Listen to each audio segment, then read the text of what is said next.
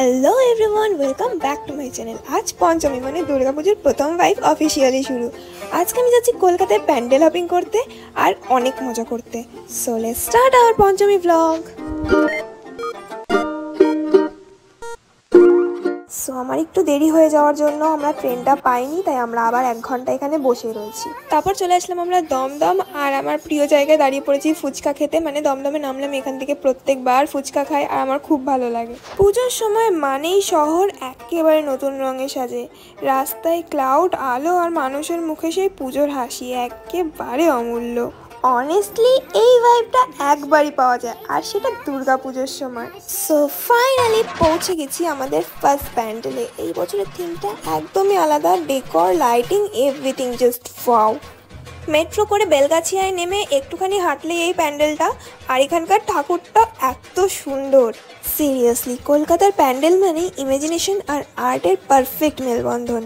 কলকাতার ঠাকুরগুলো আমার খুব সুন্দর লাগে। এখানকার ঠাকুরগুলো বেশ বড় বড় আর মুখটা খুব মিষ্টি হয়, আর এই ঠাকুরটা তো স্পেশালি আমার খুব ভালো লেগেছে। এটা দেখে প্রথমে ভেবেছিলাম যে কাকের বাসা বানিয়েছে নাকি, বাট না, ভেতরটা ভালোই বানিয়েছে। বাট ঠাকুরটা যে কি বানিয়েছে সেটা আমি বুঝলাম না। মাথা, হাত, পা, অস্ত্র শস্ত্র সব আলাদা আলাদা একটা করে তাকে রেখে দিয়েছে। এটা কেমন ঠাকুর আমি জানি না, বাট হ্যাঁ আমার ভালো লেগেছে, কিন্তু ঠাকুরটা একটু সুন্দর করতে পারতো। সোনাও এবার চলে এসেছি এবারে বিশেষ আকর্ষণ তালা প্রত্যয়। এখানকার প্যান্ডেল থিম নাকি এবার সেরা প্রতিযোগিতায় টপে আছে, তাই ভাবলাম তোমাদেরও নিয়ে যাই একটু অদ্ভুত সুন্দর জগতে। তো তোমরা কারা কারা তালা প্রত্যয় এসেছো, ঠাকুরটা দেখেছো, আমাকে অবশ্যই কমেন্ট করে জানিও। গেটটা থেকেই বোঝা যাচ্ছে কতটা ভাবনা, কতটা শিল্প এখানে ঢালা হয়েছে। ভিতরে ঢোকার সঙ্গে সঙ্গেই মনে হচ্ছে আমি যেন একটা গল্পের ভিতরে ঢুকে গেছি। চারপাশে বীজ, মাটি, কৃষিকাজের উৎপাদন সব কিছু দিয়ে তৈরি শিল্পকর্ম। এখানে প্রতিটা দিকেই একটা মেসেজ আছে, আমাদের ভবিষ্যৎ প্রকৃতির হাতেই। এই বছর তালা প্রত্যয় একটা নতুন ফিচার এনেছে। মায়ের প্রতিমাটাও থিমের অংশ। এখানে মা শুধু শক্তির প্রতীক নন, তিনি একজন কৃষাণী মা, যিনি বীজ রোপণ করেন, জীবন দেন। আর সত্যি বলতে এটাকে শুধু দেখা যায় না, অনুভবও করতে হয়। পুজো মানেই খাওয়া দাওয়া, আর আমি সেটা মিস করবো না ডেফিনেটলি। তাই এখন খাচ্ছি পোলাও আর মাংস। এখন আমরা ঘুরে বেড়াচ্ছি এই প্যান্ডেল থেকে ওই প্যান্ডেল, আর সেলফি তুলছি, ফটো তুলছি। পুজোর সময় মেমোরি তো রাখতেই হবে, রাইট? রাস্তা দিয়ে যেতে যেতে চোখে পড়লো আরেকটা প্যান্ডেল। এখানকার ঠাকুরটাও এত সুন্দর হয়েছে, জাস্ট দেখো। কলকাতার রাস্তাঘাট আমি তেমন কিছু চিনি না, বাট গুগল ম্যাপ দেখে দেখে যত দূর আসা যায় তত দূর আমরা প্যান্ডেল দেখেছি। আর এখানে ঠাকুর দেখে বেরিয়ে পড়লাম। একটা পাড়ার পুজো হচ্ছিল সামনে, তো এই প্যান্ডেলেও ঢুকলাম, একটু দেখলাম। পাড়ার পুজোতে তো অনেকে ঢোকে না কলকাতায়, সবাই বড় বড় থিম দেখতে যায়। সো চলতে চলতে চলে এসেছি আমরা দমদম পার্কে, আর এই যে প্যান্ডেল, আর এইখানে এত বড় লাইন। ভিড় ঠেলতে ঠেলতে চলে এসেছি প্যান্ডেলের সামনে।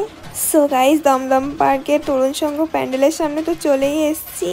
এই বছরের থিম তো Byomkesh Bakshi, the detective world. পুরো প্যান্ডেলটা যেন একটা গ্রাফিক নোবেল। ওয়ালে কমিক প্যানেল, ডায়ালগ আর লাইটিং, এক কথায় জাস্ট ওয়াও।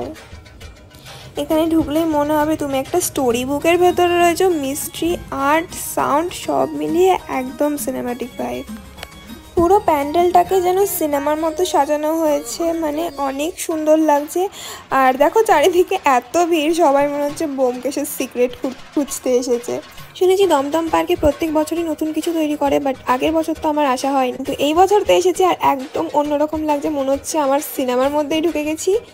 সন্ধ্যার সময় এই প্যান্ডেলটা আরো সুন্দর লাগছে। এবার বেরিয়ে পড়েছি আমরা শ্রীভূমির উদ্দেশ্যে। এবার শ্রীভূমির ঠাকুরটা দেখে এবার সোজা বাড়ি রওনা দিতে হবে, নয়তো অনেকটা দেরি হয়ে যাবে। আর যেতে যেতে এখানে রাস্তায় আরেকটা প্যান্ডেল দেখে নিলাম, এই ঠাকুরটার ছবি তুলে এবার চলো শ্রীভূমির লাইনে দাঁড়িয়ে পড়ি।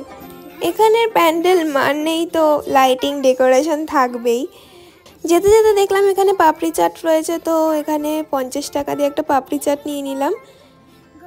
যত রাত বাড়ছে ঠিক ততটাই ভিড় বাড়ছে। এবার এগিয়ে যাচ্ছি শ্রীভূমির দিকে। আগেরও দুবার আমি এসেছিলাম, বাট তখন হয়েছিল ডিজনিল্যান্ড একবার হয়েছিল, আর একবার এরকমই মনে হয় কিছু একটা হয়েছিল, আমার ঠিক মনে নেই। সো চলো এবার লাইনে দাঁড়িয়ে পড়ি। আর এত গরম লাগছিল না।